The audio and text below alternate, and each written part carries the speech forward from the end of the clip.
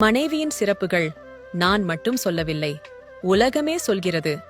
மனைவி என்றால் அன்பின் இன்னொரு சொல் என்றும் கொள்ளலாம். பணிக்கு செல்லும் மனைவிகள் எல்லாம் குடும்பம் சுமக்கும் அன்பு தேவதைகள். ஆணுக்கு ஒரு பக்க மத்தளம் என்றால் பணிக்கு செல்லும் மனைவிகளுக்கு 2 பக்க மத்தளம். பெண் என்கிற கிரீடம் அழகுதான் என்றாலும் அவளை வெளியில் உள்ள சமூகம் கிள்ளிக்கொண்டேதான் இருக்கும். கணவர்கள் கொஞ்சம் கை கொடுங்கள்.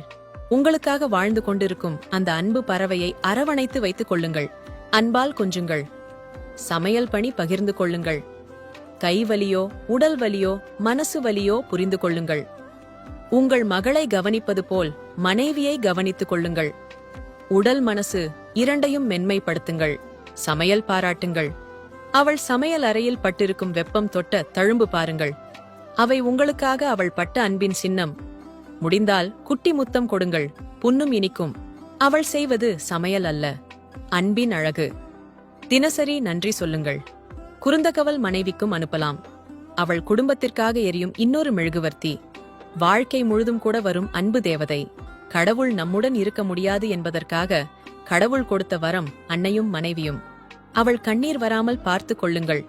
3வது கையாக நீங்கள் இருங்கள்.